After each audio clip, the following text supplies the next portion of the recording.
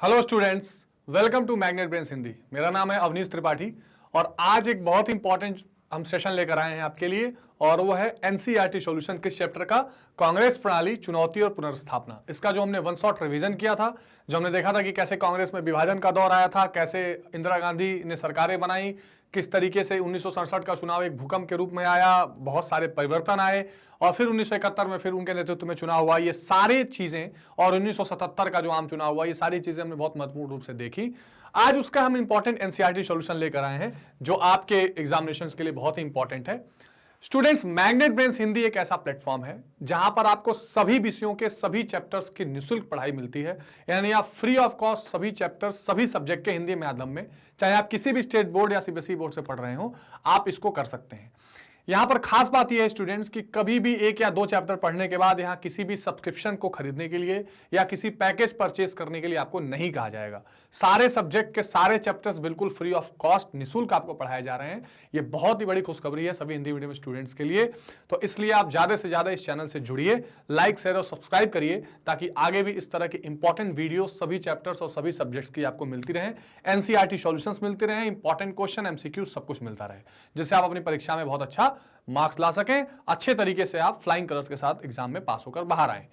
तो इसी good note के साथ स्टार्ट करते हैं आज का एनसीईआरटी सॉल्यूशंस का ये इंपॉर्टेंट सेशन, जिसमें हम देखते हैं कि कौन से ऐसे महत्वपूर्ण सारे जो जितने भी क्वेश्चन एनसीईआरटी ने दिए हुए इस चैप्टर से रिलेटेड, उन सब का सॉल्यूशन देखते हैं इस एनसीईआरटी सॉल्यूशन के क्लास में। तो पहला प्रश्न है स्टूडेंट कि 1967 के चुनाव के बारे में निम्नलिखित में से कौन सा बयान सही है। ठीक है, सही कौन सा है? तो कांग्रेस लोकसभा के चुनाव में विजयी रही लेकिन कई राज्यों में विधानसभा के चुनाव यह हार गई। ये बिल्कुल ठीक है, इसमें कोई शंका नहीं है कि ये स्टेटमेंट ठीक है। तो कांग्रेस क्या हुई, विजयी रही किसमें, लोकसभा के चुनाव में। 282 सीटें उसको क्या मिली थी, 283 सीटें मिली थी, पहले 354 थी पहले आम चुनाव में, लेकिन कई राज्यों की विधानसभा में वो चुनाव हार गई, लगभग 9 राज्यों में। ठीक है, कांग्रेस लोकसभा के चुनाव भी हारी और विधानसभा की, गलत स्टेटमेंट। कांग्रेस को लोकसभा बहुमत नहीं मिला, गलत स्टेटमेंट। क्या कांग्रेस केंद्र में सत्तासीन रही लेकिन उसका बहुमत भी बढ़ा, यह भी गलत स्टेटमेंट। बहुमत उसका घट गया था, बढ़ा नहीं था। इसलिए स्टेटमेंट 1 जो है, जो क स्टेटमेंट है, वो बिल्कुल सही है। कांग्रेस लोकसभा के चुनाव में विजयी रही और उसके कई राज्यों में विधानसभा के चुनाव में हार का सामना करना पड़ा। तो ये बहुत स्टेटमेंट, पहला क्वेश्चन बहुत इंपॉर्टेंट है। अगला क्वेश्चन है कि निम्नलिखित का मेल करिए। ठीक है, यानी यहां पर कुछ आपको टर्म्स लिखे हुए हैं और मेल करना है कि कौन किससे मिलेगा। पहला इंपॉर्टेंट टर्म है सिंडिकेट, ठीक। दूसरा दल बदल, नारा और गैर कांग्रेसवाद। ये 4 महत्वपूर्ण टर्म हैं। सिंडिकेट के बारे में आपको पहले भी बताया गया है कि कांग्रेस के भीतर ही मजबूत नेताओं का या परंपरागत नेताओं का एक दल था जो इंदिरा गांधी के खिलाफ था। इस चीज के खिलाफ था कि इंदिरा गांधी पार्टी के कार्यों में हस्तक्षेप न करें, वो सरकार केवल चलाएं। यानी पार्टी पर वो सिंडिकेट के नेता अपना प्रभुत्व चाहते थे। दल बदल जो सबसे फेमस हुआ उस समय, आया राम गया राम के नाम से भी बहुत चला, ये आया राम गया राम, यानी जो एक दल से दूसरे दल में चुनाव जीतने के बाद जा रहे थे। नारा यानी स्लोगन जिसको बोलते हैं चुनाव में लुभाने के लिए, और गैर कांग्रेसवाद यानी कांग्रेस के अलावा जो विचारधाराएं या दल निकल कर आए उनको बोला गया। यहां है कि कोई निर्वाचित जनप्रतिनिधि जिस पार्टी के टिकट से जीता हो उस पार्टी को छोड़कर दूसरे दल में चला जाए, तो ये दल बदल जैसी स्थिति दिखाई दे रही है। ठीक, लोगों का ध्यान आकर्षित करने वाला एक मन भावन मुहावरा, ये नारा दिखाई पड़ रहा है। ठीक, कांग्रेस और उसकी नीतियों के खिलाफ अलग अलग विचारधाराओं की पार्टियों का एकजुट होना, इसको गैर कांग्रेसवाद कहा गया। कांग्रेस के भीतर ताकतवर और प्रभावशाली नेताओं का एक समूह, इसको सिंडिकेट कहा गया। तो ये आसानी से आप मिला सकते हैं और इसको देख सकते हैं। ठीक है, यहां पर आपको डिटेल में भी दिखाई देगा कि मिलाने के बाद भी आप देख सकते हैं कि सिंडिकेट क्या हो जाएगा, कांग्रेस के भीतर ताकतवर और प्रभावशाली नेताओं का समूह। दल बदल क्या हो जाएगा, कोई निर्वाचित जनप्रतिनिधि जिस पार्टी के टिकट से जीता हो उस पार्टी को छोड़ दे। ठीक है, इसी के खिलाफ एक कानून भी बना जिसको एंटी डिफेक्शन लॉ कहते हैं। बाद में यह कानून लाया गया इसी को देखते हुए, एंटी डिफेक्शन लॉ। देखिए हो क्या रहा था इस जमाने में कि मान लीजिए कोई दल है, उस दल से कुछ नेता चुनाव जीत कर आ गए, अब उस पार्टी की सरकार बननी चाहिए, लेकिन वो करते क्या थे, सरकार में मंत्री पद पाने के लिए या पैसे के लालच में या किसी भी लालच में वो जीतने के बाद दूसरे पार्टी में चले जाते थे। तो इससे जो लोगों का मत था, जो जनमत था जिस पार्टी के लिए, वो उस धोखा हो जाता था।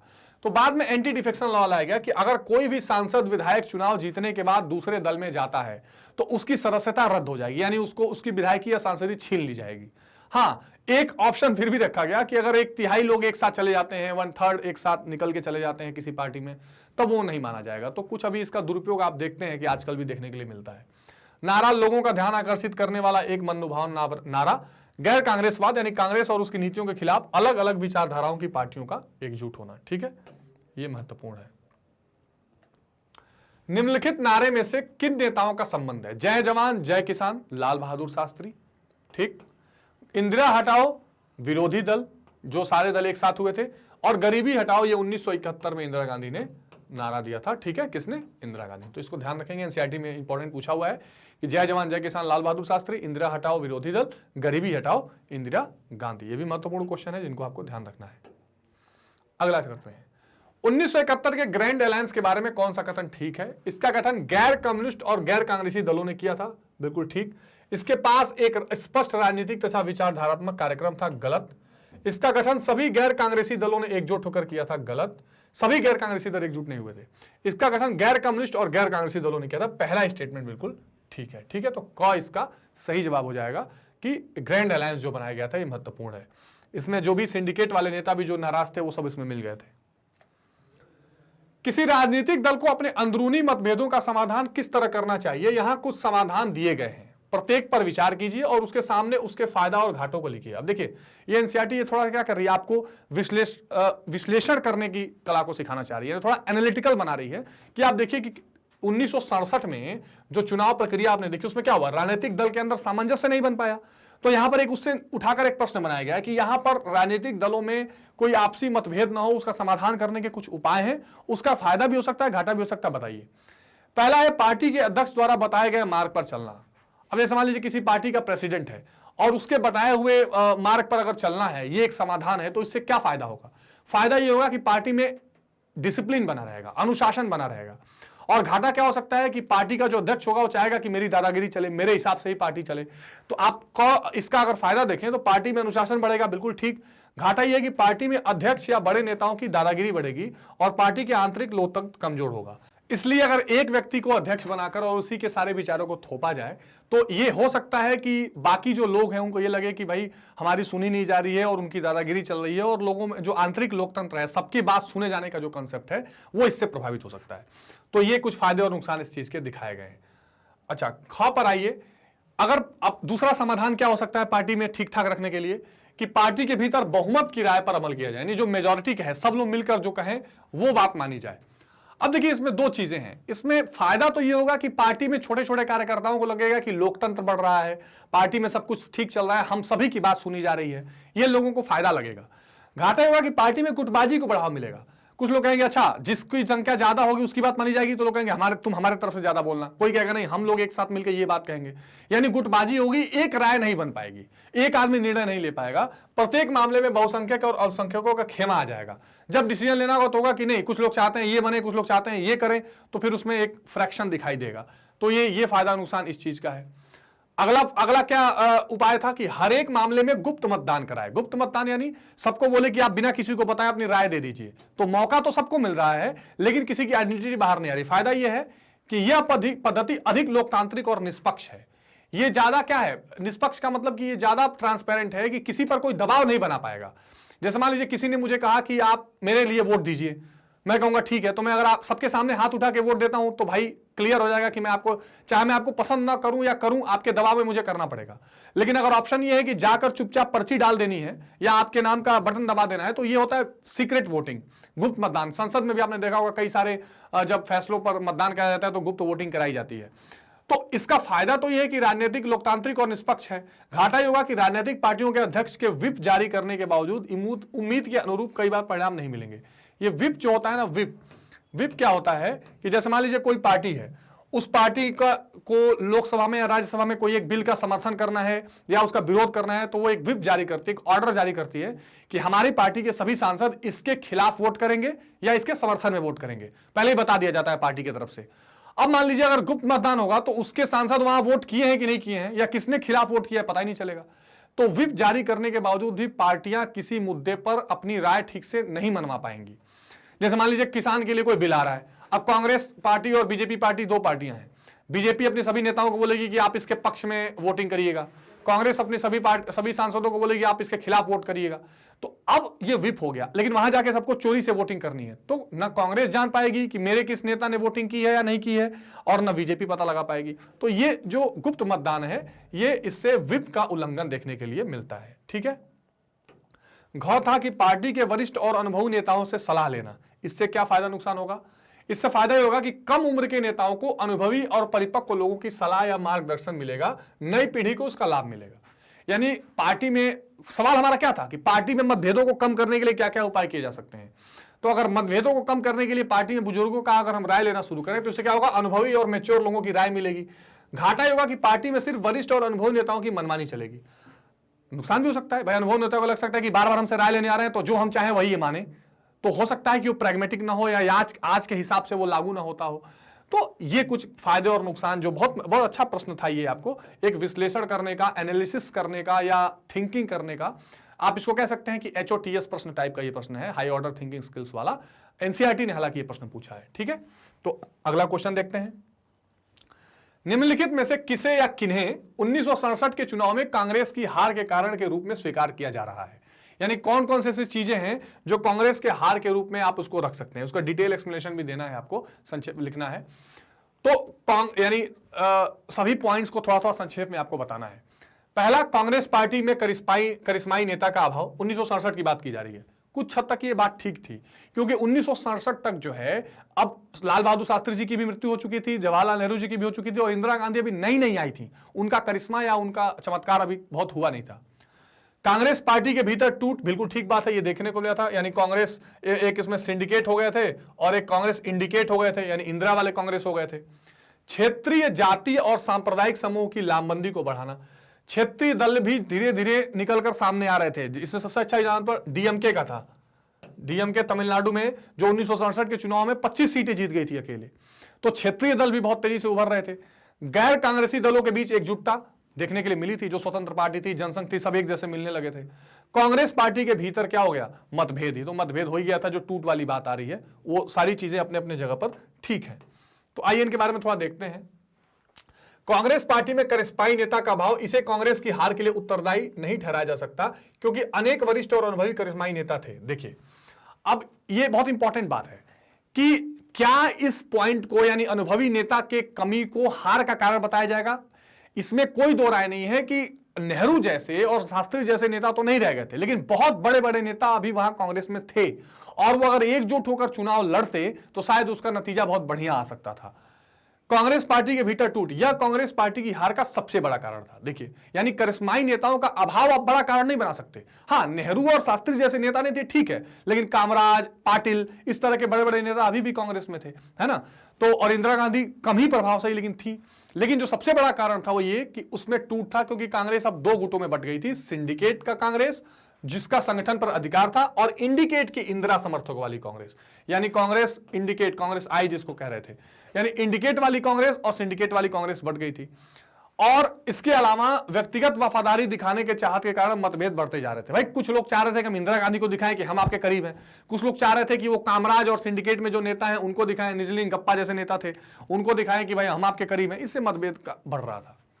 अगला पॉइंट है कि क्षेत्रीय, जातीय, सांप्रदायिक समूहों की लामबंदी को बढ़ाना। 1967 में पंजाब में अकाली दल, तमिलनाडु में DMK जैसे दलों के उदय से अनेक राज्यों में क्षेत्रीय, जातीय और सांप्रदायिक लामबंदी को बढ़ावा मिलने के कारण कांग्रेस को भारी धक्का लगा। पंजाब में अकाली दल, जो अब तक एक नेता है, जिसके अब नेता इस समय सुखबीर सिंह बादल हैं, ठीक है, प्रकाश सिंह बादल जो मुख्यमंत्री रहे हैं पंजाब के, तो अकाली दल तेजी से उभर के बाहर आ रहा था पंजाब में। इसके अलावा तमिलनाडु DMK करुणानिधि जो बहुत बड़े नेता थे, DMK का जो पार्टी है, ठीक है, ये पार्टी भी तेजी से उभर कर बाहर आ रही थी। जो इन चीजों को, इन पार्टियों के क्षेत्रीय दलों के उभरने से कांग्रेस को धक्का लगा और कांग्रेस के हार का कारण भी बना। तो ये पॉइंट भी बिल्कुल ठीक है, जिसकी चर्चा अभी मैंने आपको शॉर्ट में की थी।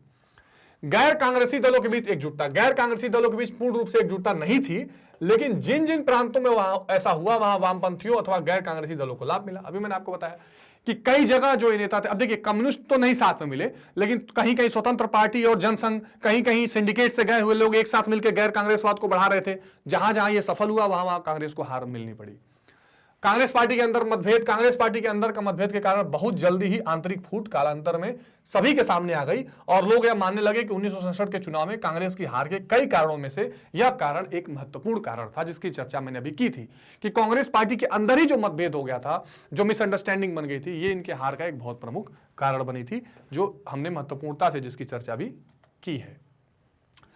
अगला प्रश्न है कि 1970 के दशक में इंदिरा गांधी की सरकार किन कारणों से लोकप्रिय हुई थी? लोकप्रिय यानी जिससे लोग पसंद करने लगे। तो मैंने आपको पहले ही बताया कि जब कांग्रेस में फूट पड़ी तो इंदिरा गांधी को यह आभास हो चुका था कि पुरानी कांग्रेस मर चुकी है, नई कांग्रेस को लोगों के हितों से जुड़ना पड़ेगा, लोगों के एस्पिरेशन से जुड़ना पड़ेगा। तो उन्होंने कुछ कठोर नियमकरण और कठोर कानून बनाए, जैसे प्रीवी पर्स यानी जो राजा महाराजाओं का पेंशन था उसको बंद करना, बैंकों का राष्ट्रीयकरण, 20 सूत्री एजेंडा लेकर आई थी जिसमें गरीबी हटाने की बात की गई थी, कैसे हम पॉवर्टी को एलिमिनेट कर सकेंगे। तो ये जो कुछ इनके कदम थे, इससे ये दिखाई पड़ा कि ये गरीबों के हित में है और लोगों से जुड़ी और वो लोकप्रिय होती चली गई। 1970 के दशक में इंदिरा गांधी की सरकार कई कारणों से लोकप्रिय हुई। इंदिरा गांधी की सरकार ने अनेक साहसी फैसले लिए, यानी जो फैसला लेना आसान नहीं था, जमींदारों के खिलाफ जाना, प्रॉपर्टी पर लिमिट लगा दिया, इसके अलावा राजा महाराजाओं से दुश्मनी मोल लेना कि प्रीवी पर्स खत्म हो जाएगा, बैंक जो प्राइवेट हाथों में थे उसका नेशनलाइजेशन कर देना। Those were really a brave decisions I must say. उनकी सरकार ने अधिक प्रगतिशील कार्यक्रम जैसे 20 सूत्री कार्यक्रम, महत्वपूर्ण ध्यान रखिएगा, 20 पॉइंट प्रोग्राम, गरीबी हटाने के लिए बैंकों के राष्ट्रीयकरण का वायदा कि बैंक भाई हम राष्ट्रीयकरण करेंगे, उसको सरकारी करेंगे और लोगों के नजदीक ले जाएंगे, कल्याणकारी सामाजिक आर्थिक कार्यक्रम यानी वेलफेयर स्टेट बनाने के लिए जो इकोनॉमिक पॉलिसीज बनाई गई, इसकी घोषणा की गई। इंदिरा गांधी देश की प्रथम महिला प्रधानमंत्री होने के कारण भी महिला मतदाताओं में अधिक लोकप्रिय थी। अगर आप कभी YouTube पर जाकर वीडियो फुटेज देखें और वीडियो देखें इंदिरा गांधी के प्रचार करने का तरीका, तो आप देखेंगे कि गांव में महिलाओं के बीच में माला लेकर वो घुस जाती थी और मिलती थी। तो एक महिला होने के नाते भी वो लोगों में बहुत ज्यादा प्रचलित थी और आजादी के बाद पहली बार कोई महिला नेता नेतृत्व करती हुई दिखाई भी पड़ रही थी, तो इस कारण भी वो काफी लोकप्रिय थे। इंदिरा गांधी द्वारा 20 सूत्रीय कार्यक्रम प्रस्तुत करना, बैंकों का राष्ट्रीयकरण करना, प्रीवी पर्स को समाप्त करना, बहुत इंपॉर्टेंट है प्रीवी पर्स, ध्यान रखिएगा। श्री वीवी गिरी जैसे मजदूर नेता को, ठीक है ना, वीवी गिरी मजदूर संगठन के बहुत महत्वपूर्ण नेता थे। अगर आप कभी नोएडा जाने या जो स्टूडेंट्स नोएडा से हो देखिएगा, वहां वीवी गिरी श्रम संस्थान भी है वीवी गिरी के नाम से। तो ऐसे नेता को उन्होंने जो है राष्ट्रपति बनाया, क्योंकि वो सिंडिकेट ने चाहता था कि वो नीलम संजीवा रेड्डी को बताए, लेकिन इन्होंने वीवी गिरी को राष्ट्रपति बनवाया। ठीक है, इन सब इंदिरा गांधी और उनकी सरकार की लोकप्रियता बनाई। 1971 में भारत पाकिस्तान का युद्ध, ये सबसे महत्वपूर्ण रहा और बहुत लोकप्रियता इंदिरा गांधी को इससे मिली। भारत पाकिस्तान का जो युद्ध हुआ, जिसमें बांग्लादेश आज जो आप देख रहे हैं वो पहले पूर्वी पाकिस्तान था और पश्चिमी पाकिस्तान मेन पाकिस्तान जो आप देखते हैं। तो पूर्वी पाकिस्तान में एक आंदोलन चल रहा था और बांग्लादेश की आजादी के लिए उन्होंने क्या किया, पाकिस्तानी सेना को हराया और बांग्लादेश को आजाद करके एक नया राष्ट्र बनवाया। इससे भी इंदिरा गांधी की लोकप्रियता बहुत बढ़ गई 1971 में। ठीक है, बहुत महत्वपूर्ण बात है ये। अब अगला प्रश्न देखते हैं, 1960 के दशक की कांग्रेस पार्टी के संदर्भ में सिंडिकेट का क्या अर्थ है? सिंडिकेट ने कांग्रेस पार्टी में क्या भूमिका निभाई? तो हमने कई बार इसके बारे में चर्चा की है कि सिंडिकेट का अर्थ था कि कांग्रेस के अंदर कुछ प्रभावशाली नेता जिनका कांग्रेस के ऑर्गेनाइजेशन या संस्था पर पूर्ण कंट्रोल था और जो चाहते थे कि इंदिरा गांधी देश की सरकार चलाने में ध्यान दें, वो पार्टी में दखल अंदाजी न करें। इसके कुछ महत्वपूर्ण नेता थे, के कामराज, निजलिन गप्पा, इस तरह के महत्वपूर्ण नेता थे जो इसमें शामिल थे। तो 1960 के दशक में कांग्रेस पार्टी के संगठनात्मक ढांचे में कुछ प्रमुख नेताओं का एक समूह उभर कर आया था। ये ग्रुप ऑफ लीडर्स था सिंडिकेट और कुछ नहीं। कांग्रेस के सभी निर्णय तथा गतिविधियों पर उस समूह का छाप पड़ने लगा। वह एक प्रकार से किंग मेकर के समान था, यानी ये जो सिंडिकेट को जो नेता थे जिसको चाहते थे प्रधानमंत्री बना देते। ठीक है, इसी समूह को अनौपचारिक रूप से सिंडिकेट कहा जाता था। कांग्रेस पार्टी के संविधान में इसकी कोई व्याख्या नहीं है। ऐसा नहीं कि कांग्रेस पार्टी में लिखा हुआ है कि एक सिंडिकेट ग्रुप होगा, बस ऐसा ही बन गया था। सभी निर्णय पार्टी संविधान के अनुसार लोकतांत्रिक तरीके से होने चाहिए थे। इस समूह के प्रमुख नेता थे के कामराज जो मद्रास के थे, बंबई के एस के पाटिल, मैसूर के एस एन निजलिन गप्पा और पश्चिमी बंगाल के अतुल्य घोष, आंध्र प्रदेश के एन संजीवा रेड्डी। ठीक है, इसी एन संजीवा रेड्डी को राष्ट्रपति बनाना चाहते थे पर ऐसा हुआ नहीं। तो ये सिंडिकेट है जिसके बारे में हमने कई बार विस्तृत चर्चा की है, बहुत इंपॉर्टेंट है, ध्यान रखिएगा। खासकर कामराज और निजलिन गप्पा, क्योंकि निजलिन गप्पा जो है वो अध्यक्ष थे और वही उस पूरे प्रक्रिया में शामिल थे जब नीलम संजीवा रेड्डी और वीवी गिरी के बीच राष्ट्रपति चुनाव हुआ था। और बाद में इनके अध्यक्ष रहते ही फिर इंदिरा गांधी को, फखरुद्दीन अली अहमद को, इन लोगों को, बाबू जगजीवन राम को कांग्रेस से निकालने की भी घोषणा की गई थी। ठीक है, धीरे धीरे समूह का दबदबा बढ़ता गया, यानी कि जो सिंडिकेट था, नेहरू की मृत्यु के बाद लाल बहादुर शास्त्री को और उनकी मृत्यु के बाद इंदिरा गांधी को प्रधानमंत्री बनाने में इसने अहम भूमिका निभाई थी। सिंडिकेट इतना प्रभावी होने लगा कि प्रधानमंत्री का स्वतंत्रता पूर्वक काम करना कठिन हो गया, ये मैंने बताया। और सिंडिकेट चाहता था कि प्रधानमंत्री उसके सलाह लेकर मंत्रिपरिषद का गठन करे। अब देखिए, मंत्रिपरिषद में, मंत्रिमंडल में किसको मंत्री बनाना है नहीं बनाना है, ये प्रधानमंत्री का प्रोरोगेटिव होता है, प्रधानमंत्री जिसको चाहे बनाए। लेकिन समूह चाहता था सिंडिकेट कि हम जिसको चाहे उसको प्रधानमंत्री अपना मंत्री बनाए, ठीक है। उसके अलावा 1969 में राष्ट्रपति के चुनाव में इस समूह ने इंदिरा गांधी की असहमति के बावजूद संजीवा रेड्डी को राष्ट्रपति पद के लिए कांग्रेस उम्मीदवार नामांकित करवा दिया। इंदिरा गांधी ने इस चुनौती को स्वीकार किया और बीवी गिरी को उन्होंने क्या किया, राष्ट्रपति बनवा दिया। आप सभी जानते हैं, इसको हमने डिस्कशन किया है। 1971 के चुनाव में इसको एक और झटका लगा जब उसे कुल 16 स्थान मिले। सिंडिकेट कांग्रेस के विभाजन का कारण बनी और उसकी अपनी भी समाप्ति हो गई।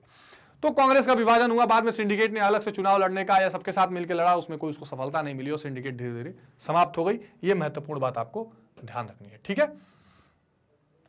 अगला प्रश्न, कांग्रेस पार्टी किन मसलों को लेकर 1969 में टूट की शिकार हुई?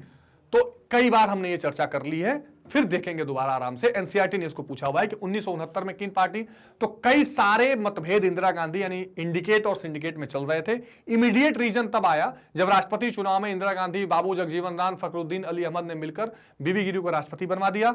इंदिरा गांधी को और इन दोनों नेताओं को इसके एवज में निकाल दिया गया पार्टी से और कांग्रेस डिवाइड हो गई।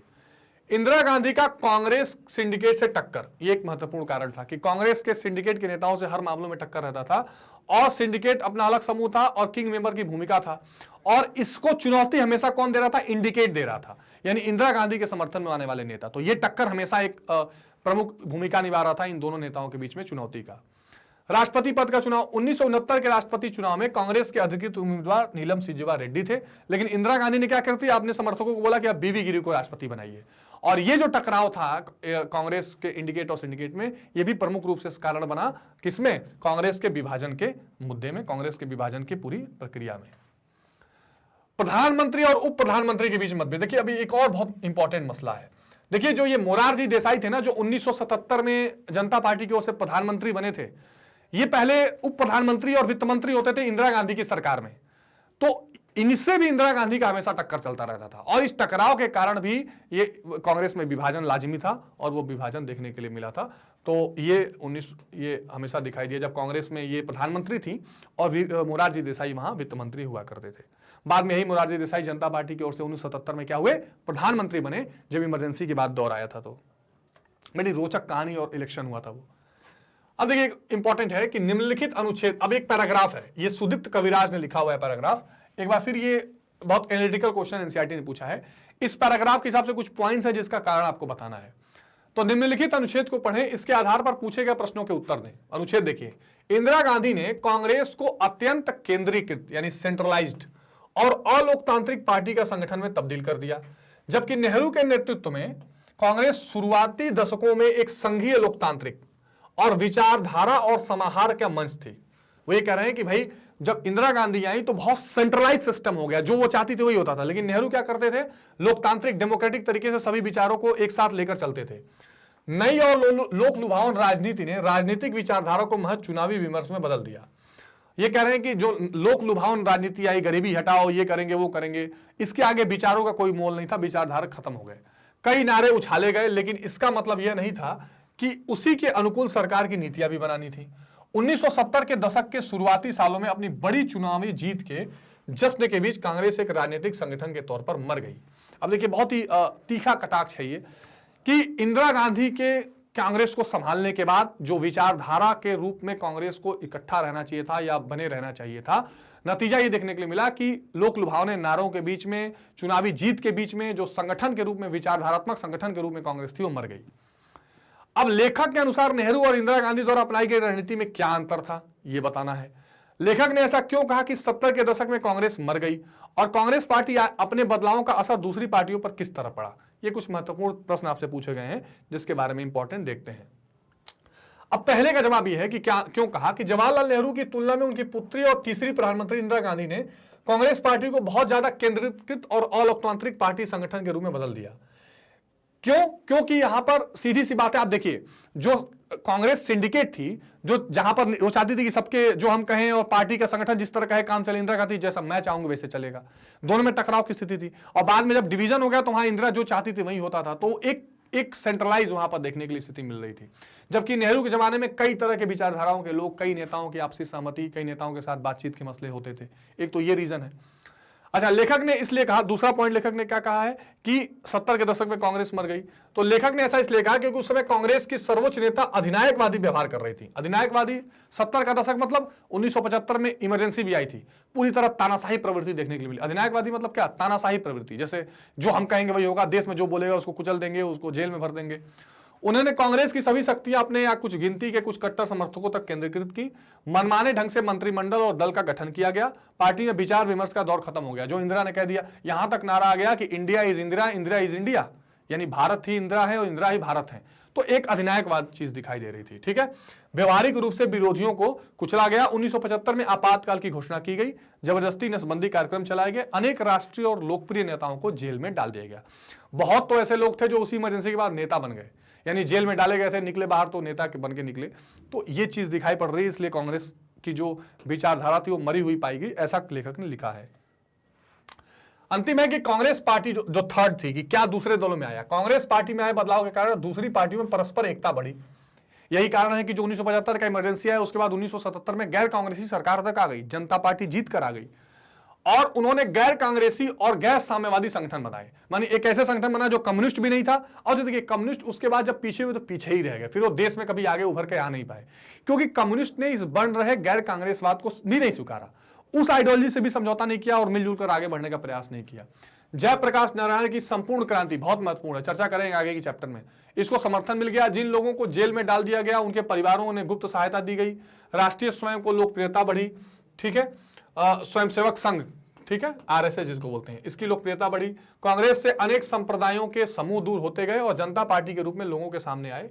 1977 के चुनाव में विरोधी दल ने कांग्रेस का सफाया कर दिया और कौन बन गया? जनता पार्टी की सरकार बन गई। ठीक है, और कौन प्रधानमंत्री बने? बिल्कुल ध्यान रखना है, मोरारजी देसाई।